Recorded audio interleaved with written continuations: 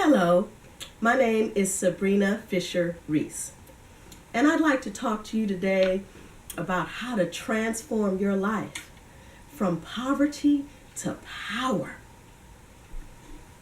I used to be poor, and by poor, I am not talking about money.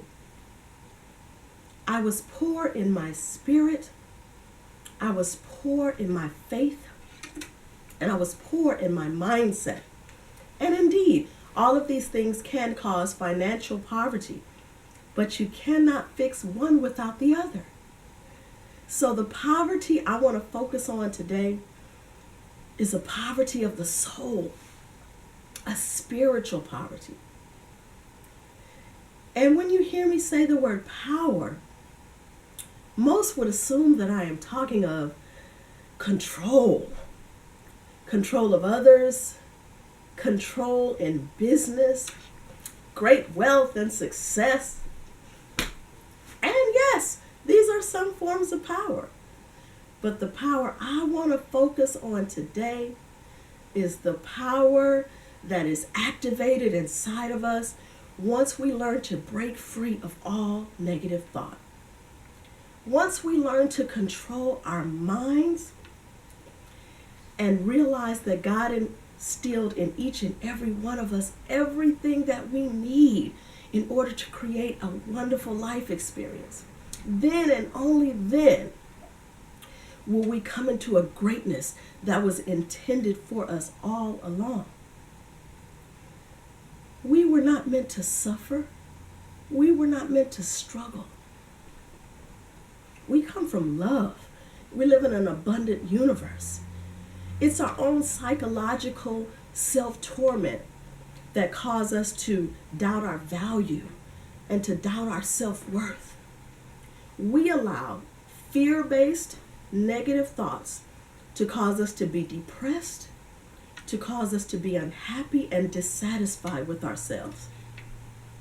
So don't permit thoughts of lack and limitations to restrict you in all areas of your life. The only limits that truly exist are the limits that we choose to accept in our minds. We are intelligent, powerful beings. We can do absolutely anything if we put our minds to it. So please don't listen to that little voice in your head that says, I'm not smart enough to go to college, or I'll never make enough money to buy a house, or I don't have what it takes to start my own business. When I was younger, I used to feel like I wasn't very smart. I have a brilliant older sister who I adore, but due to overhearing conversations from adults when I was a child, I never felt that I was as smart as she was. It was no one's fault. I just now understand how we form limited belief systems early on, and we spend a lifetime trying to break free of them. So when it was time for me to go to college, I said, oh no, I cannot compete with her grades. That's just an example of how I didn't do something because in my soul, in my mind, I didn't believe I was capable of it. I didn't know that I was powerful then.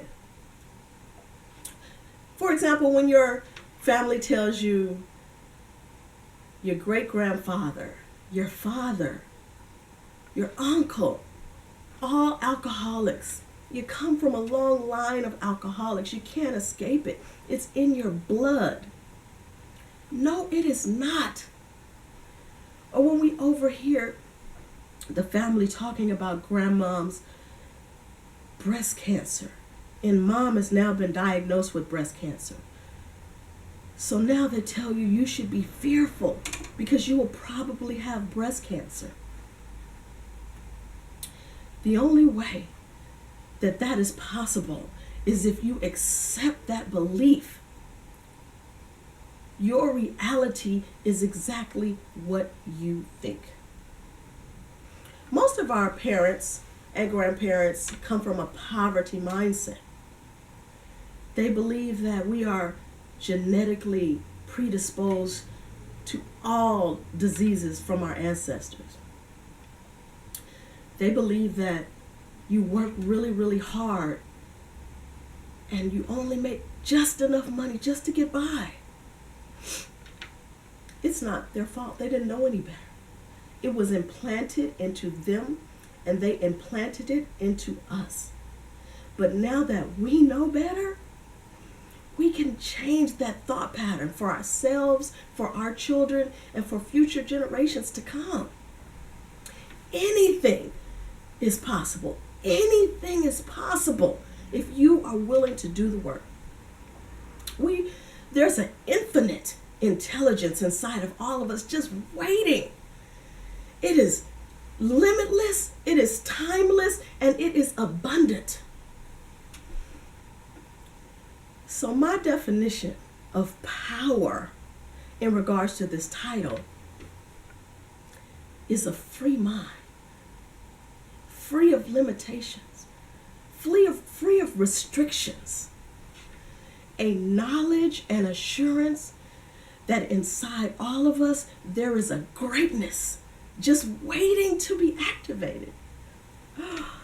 Power is refusing to accept generational curses, refusing to accept family history of disease.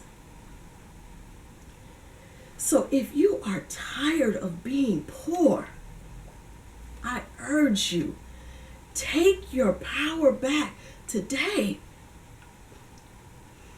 Thank you, SaBrina Fisheries.